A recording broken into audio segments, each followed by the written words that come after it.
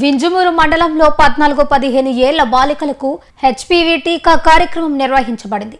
వైద్యులు ఈ టీకా గర్భాశయ క్యాన్సర్ నివారణకు ముఖ్యమని తల్లిదండ్రులు తమ పిల్లలకు తప్పకుండా వేయించుకోవాలని సూచించారు. వింజమూరు మండలంలో 14-15 ఏళ్ల బాలికలకు హెచ్పివి టీకా కార్యక్రమం నిర్వహించబడింది.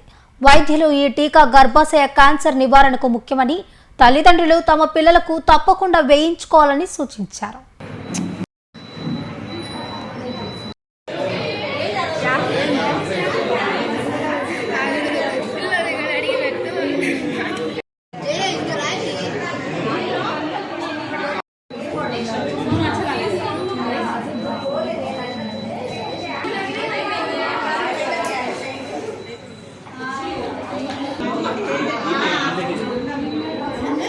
క్యాన్సర్ నివారణ కోసం వ్యాక్సినేషన్ చేయడం జరుగుతుంది. ఈ సర్వైకల్ క్యాన్సర్ అంటే ఇప్పుడే సార్ చెప్పినట్లు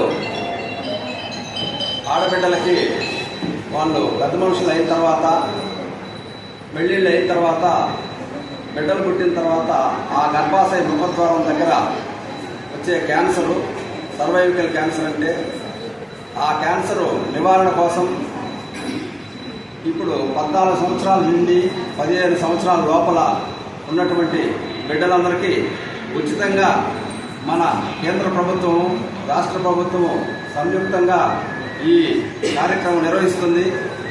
దీని విలువ సుమారు 6,000 తెలియజేస్తున్నారు. విలువ పక్కన పెడితే మన ప్రభుత్వాలు ఉచితంగా దీన్ని ముందుగానే ప్రజలలో అవగాహన తీసుకొచ్చి ఈ క్యాన్సర్ అనేక రకాల క్యాన్సర్లు ఉన్నాయి, అందులో ఇదొక క్యాన్సరు. ఈ క్యాన్సర్కి నివారణే తప్ప క్యాన్సర్ వచ్చిన తర్వాత ఆ మొదటి దశ, రెండవ దశలో మాత్రమే మనం సర్వైవల్ అవుతున్నాము. తర్వాత దశల్లో ఎవరూ సర్వైవల్ అయ్యే పరిస్థితి లేదు.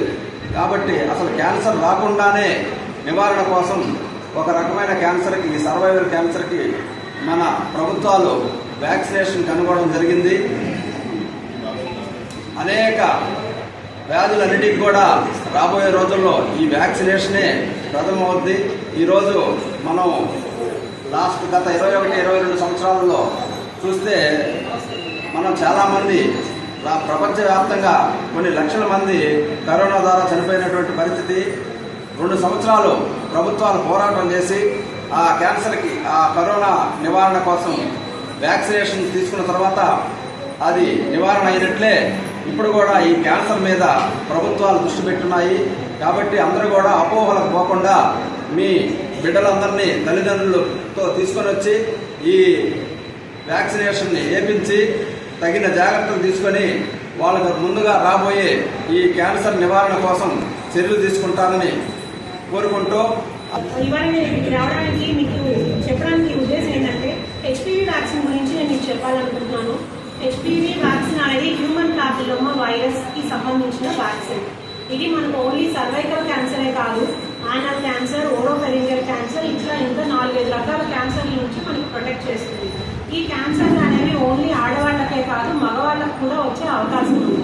అయితే ఈ దానిలో సర్వైకల్ క్యాన్సర్ అనేది వరల్డ్ వైడ్ చాలా ఇంపార్టెంట్ క్యాన్సర్, అంటే ఎక్కువ మంది దీనివల్ల చనిపోతున్నారు. సో మిగిలిన క్యాన్సర్స్ అన్నింటిలో కూడా కంటే కూడా సర్వైకల్ క్యాన్సర్ మీద మనం ఎక్కువ ఇంపార్టెన్స్ అనేది ఇస్తున్నాం. ఎందుకంటే ఎక్కువ ప్రాణాలు దీనివల్ల పోతున్నాయి. కాబట్టి prevention is better than cure అంటారు. అంటే ముందే కనుక్కుంటే, అంటే అది క్యాన్సర్గా ముదరక ముందే మనం దాన్ని ఏమైనా చేయొచ్చు అని.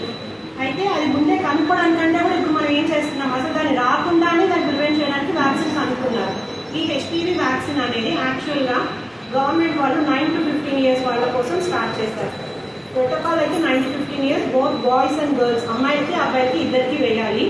తర్వాత ఇది 9 to 45 years వాళ్ళకు కూడా వేసుకోవచ్చు. 15 to 45 years వాళ్ళైతే ఆడవాళ్ళు 3 డోసులు వేసుకోవాలండి. అదే 9 to 15 years అయితే 2 డోసులు వేసుకోవాలి.